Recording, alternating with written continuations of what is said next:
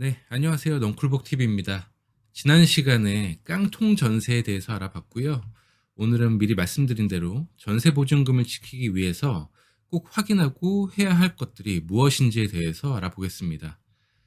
자, 첫 번째, 전세가율이 70%를 넘는 물건은 계약하지 않기. 이 내용에 대해서는 지난 두 영상에서도 설명을 드렸어요. 못 보신 분들은 지난 영상들 한번 봐주시고요. 전세가율이 높아서 경매 시에 내 보증금을 위협할 수 있는 물건들은 아쉬워도 그냥 포기하는 게 좋습니다. 그냥 미련을 버리세요. 두 번째, 등기부 등본 확인하기. 보통 부동산에서 잔금 때까지는 각 단계별로 등본들을 다 확인을 해주고는 있어요. 근데 잔금 다음 날은 안 봐줍니다. 근데 다음 날에도 이걸 봐야 돼요. 이 이유는 잠시 후에 설명을 드리도록 하겠습니다. 또한 등본을 보고서 근저당권, 전세권 등 권리 순위를 확인을 해야 되고요. 계약을 하실 때에는 혹시 모르니까 해당 물건에 일정 기간 동안 근저당 설정 등을 하지 않는 권리의 변동이 생기지 않도록 하는 특약 조건을 넣기도 하는데 이것도 잠시 후에 설명을 드리도록 하겠습니다. 세 번째, 전세금 반환 보증보험 가입하기, 전세보증보험 가입하기입니다. 전세 계약이 만기로 끝났거나 계약 기간 중에 뭐 집이 경매로 넘어가는 경우 돌려받아야 될 전세금을 보호받기 위해서 가입하는 상품이에요. 가입 조건하고 한도가 다 다르기 때문에 이건 다음 시간에 뭐 자세히 다뤄보도록 하겠습니다. 이제 귀를 좀 쫑긋하고 들으셔야 됩니다. 점유, 전입신고, 확정일자. 여러분들 이사를 가시면 전입신고 다 하시잖아요. 요즘에는 뭐 전입신고는 정부24, 뭐 확정일자는 인터넷 등기소를 통해서 인터넷으로도 다 가능은 한데 뭐 아무리 인터넷이 좋아졌어도 가능하면 잔금 후에 계약서를 들고 동사무소에서 전입신고와 확정일자를 받으시는 게 좋아요. 이게 왜냐면 혹시라도 임대차 계약서 등을 이제 스캔해서 첨부를 해야 되는데 뭐 서류에 문제가 있다거나 뭐 컴퓨터에 익숙하지 않은 분들이 하시기에는 즉각적으로 대응하기가 좀 어려울 수 있어요. 그래서 그냥 오프라인으로 발빠르게 움직이는 게 좀 더 마음이 편하실 거예요. 뭐 이사한 지역의 동사무소니까 먼 곳은 아니잖아요. 그리고 대항력과 이제 우선 변제권에 대해서 알아봐야 되는데 음, 대항력은 등기가 없는 경우에도 임차인이 주택의 인도, 주민등록을 마친 때 이미 발생하고 있는 법률 관계를 제3자에 대하여 주장할 수 있는 그 효력이에요. 전입신고를 한 때 이제 주민등록이 된 것으로 보는데 예를 들어 볼게요. 이게 어떤 경우에 해당되냐면 집주인이 바뀌었어요. 집주인이 나 이 집 샀고 나 들어갈 거니까 나가라고 하면 임차인이 나가야 되나요? 안 나가도 되죠? 내가 임차인이고 계약 기간 동안 내가 여기를 점유할 수 있는 권리가 있잖아요. 그리고 내가 만기 퇴실할 때 보증금을 돌려받아야 되는데 누구한테 받아야 돼요? 음, 전 주인이 아니라 새로운 집주인에게 받아야 됩니다. 내가 뭐 보증금 전 주인한테 줬다고 해서 전 주인한테 받아야 되는 게 아니라 그 두 분이 매매 계약을 하면서 이 임대차 내용도 다 승계를 받거든요, 매수인이. 그래서 새로운 집주인에게 받아야 되는 거예요. 우선 변제권이라는 것은 경매에 의해서 발생한 낙찰대금, 경락대금이라고도 하는데요. 후순위 채권자보다 먼저 보증금을 돌려달라고 법원에 요구할 수 있는 권리예요. 우선이라는 말이 들어갔다고 해서 내가 제일 먼저 받을 수 있는 건 아니에요. 그래서 내 순위가 굉장히 중요합니다. 자, 그래서 잔금날에 이사하고 임대차 계약서 들고 동사무소에 가서 전입신고하고 계약서에 확정일자 받으면 세입자는 대항력과 우선 변제권을 갖게 되는데 이후 퇴실할 때까지 또는 뭐 보증금을 돌려받기 전까지는 전출 신고를 하면 안 돼요. 대항력이 없으면 말 그대로 대항 못 하는 거예요. 돈 못 받아요.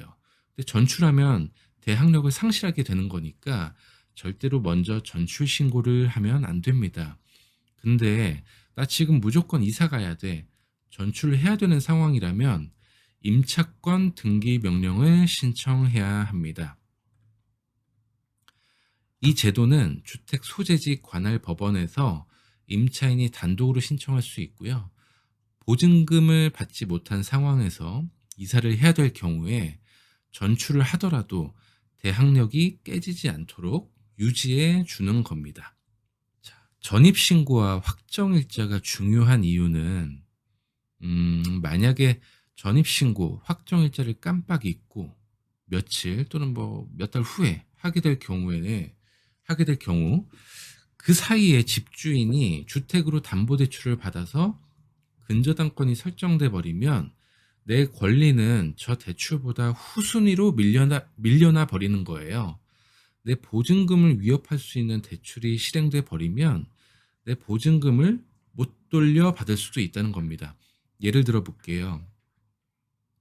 5월 1일에 전입신고와 확정일자를 받았는데 같은 날 집주인이 대출을 실행을 했어요. 이렇게 돼버리면 내 순위가 그 둘의 싸움에서 밀려나 버리게 돼요.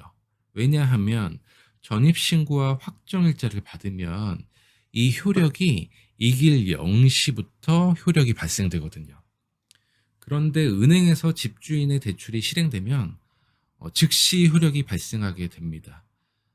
그럼 근저당권이 하루 빠르니까 선순위가 되는 거겠죠. 보증금을 받아서 나가야 되는데 임대인이 보증금을 안 줄 경우에 보증금 반환 소송을 통해서 판결문을 받으면 그 판결문을 가지고 강제 경매에 들어갈 수 있습니다. 만약에 확정일자를 받은 임차인이 아닌 다른 사람이 경매를 신청해서 낙찰이 된 경우에는 임차인은 법원의 그 경락대금에서 내 보증금을 빼달라고 배당 요구 종기일까지 배당 요구를 해야만 순위에 따라 배당을 받을 수가 있어요. 그럼 다시 예를 들어 볼게요. 경매에서 대한아파트 7동 201호가 있습니다. 시세가 8억짜리예요. 근데 7억 5천에 낙찰이 되었을 경우 배당 순위가 어떻게 결정되는지를 한번 볼게요. 5월 1일에 나도 전입신고하고 확정일자 받았는데 집주인도 같은 날 대출을 받았다고 했을 때 어떻게 된다고 했죠? 내 순위가 밀린다라고 했잖아요. 그래서 1순위는 5월 1일 A 근저당권 5억이 되는 겁니다. 임차인은 2순위가 되는 거예요. 왜냐? 이길 0시부터 효력이 발생된다고 했으니까 다음날이 돼버린 거예요. 그래서 5월 2일이 된 겁니다. 또 5월 2일에 또 새로운 근저당권 2억이 또 발생이 됐는데 왜 같은 5월 2일인데 내가 2순위냐? 나는 0시부터 효력이 발생됐으니까요. 3순위가 즉시 효력이 발생됐다고 하더라도 나는 같은 날 0시에 효력이 발생됐기 때문에 내 순위가 2순위가 되는 겁니다. 그런데 어떻게 해요? 7.5억에 낙찰이 돼버렸습니다. 1순위 5억 깠어요. 2억 5천 남네요.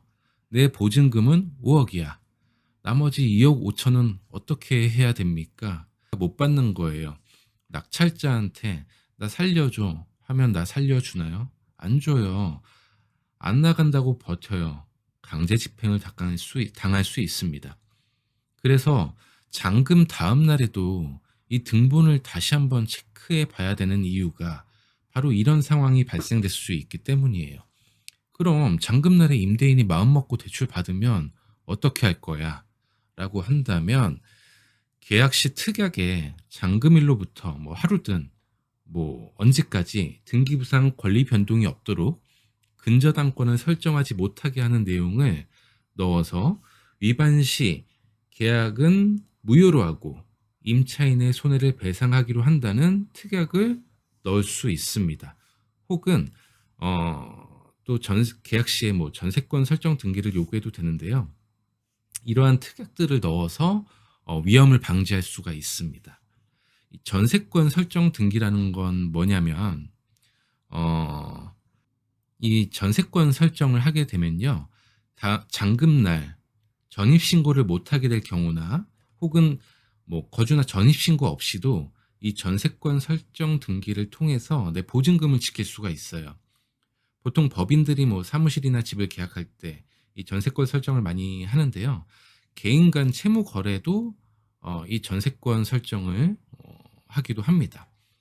전세권을 설정하면 임대 기간 중에 퇴실을 하게 되더라도 등기상의 권리가 존재하기 때문에 보호를 받을 수가 있어요. 혹시라도 보증금을 돌려받지 못할 때에는 보증금 반환 청구 소송 없이 바로 경매에 들어갈 수도 있고요. 배당 요구를 하지 않아도 보증금을 돌려받을 수가 있습니다. 전세권 설정 등기는 집주인의 동의가 필요해요.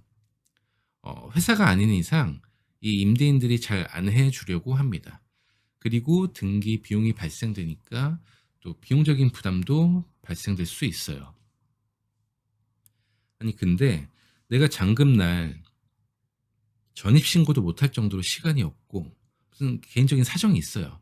근데 무슨 전세권 설정이냐, 난 이런 거 안 해봐서 몰라 라고 하신다면 일정 수수료만 지불하시면 법무사를 통해서도 진행을 하실 수가 있어요. 뭐 시간이 안 되거나 뭐 사정이 있어서 뭐 신고가 어려우신 분들은 이렇게 법무사를 통해서 전세권 설정 등기를 진행하시면 됩니다. 비용이 발생이 당연히 돼요. 뭐 그거는 이어지는 표에서 설명을 좀 드리도록 하겠습니다. 자, 이렇게 표로 다시 이어서 한번 말씀드려 볼게요. 직접 등기소에 가서 전세권 설정을 하게 되면요. 보증금의 0.2%, 지방세 20%, 등기 신청 수수료가 이제 발생이 되는데, 법무사를 통해서 하시게 되면 법무사 수수료가 뭐 추가가 된다고 보시면 될 것 같아요. 보통 1에서 한 20만 원 정도, 그 정도 발생된다고 보시면 될 것 같고요. 뭐 전입신고는 무료고 확정일자 같은 경우는 뭐 500원, 600원, 요 정도 뭐 비용이 발생됩니다. 그리고 아까 경매에 대해서 또 말씀드리자면 확정일자를 받은 임차인은 보증금 반환 소송을 통해서 판결문을 받고 판결문을 가지고 강제 경매를 이제 신청할 수가 있어요. 근데 이제 다른 사람이 경매를 신청해서 낙찰됐을 경우에는 배당 요구 종기일까지 임차인이 배당 요구를 해야만 내 순위에 맞게 배당을 받을 수 있다라고 말씀을 드렸습니다. 전세권 설정 같은 경우는 보증금 반환 소송 없이 바로 이민 경매를 할 수가 있고요. 배당 요구도 하지 않는다고 말씀을 드렸어요. 그 다음에 임차인이 전출을 불가피하게 해야 될 상황이 오면 뭘 해야 된다고 말씀드렸죠? 임차권 등기 명령 신청을 하시면 된다고 말씀드렸고, 임차권 등기를 하게 되면 내가 전출을 나가게 되더라도 대항력이 유지가 된다고 말씀드렸습니다. 그리고 계약서에 넣을 특약사항에 대해서 다시 한번 좀 정리를 하자면, 잔금 후에 뭐 내일까지 뭐 혹은 언제까지 등기상 권리 변동이 없도록 유지하기로 한다. 위반 시 무효로 하고 뭐 손해배상을 하기로 한다 등의 특약사항을 넣으면 된다고 말씀드렸고요. 전세권 설정을 해야 될 경우에는 미리 임대인하고 이게 좀 조율이 돼야 된다고 말씀을 드렸어요. 이게 일부 개인한테는 별로 임대인들이 해주지 않아요. 법인이 아닌 이상. 그래서 나중에 말 바뀔 수가 있으니까 이 특약사항에 넣어주자는 거죠. 임대인은 전세권 설정 등기에 동의하고 이에 협조한다라고 특약사항에 넣으면 될 것 같습니다. 오늘 내용이 굉장히 많았네요. 오랫동안 제가 설명을 드린 것 같은데 굉장히 중요한 내용입니다. 그래서 앞으로 뭐 이사를 하시거나 뭐 임차를 이제 들어가셔야 되는 분들은 요 내용을 꼭 기억을 해 주시고 다음에 이 영상 또 시청을 해 주시고 마지막 이 표도 캡처를 해 두셔서 많은 도움이 되시길 바라겠습니다. 자, 오늘 내용 유익하셨다면 구독과 좋아요, 알림 설정 꼭 해주시고요. 다음 내용도 기대 많이 해주세요. 감사합니다.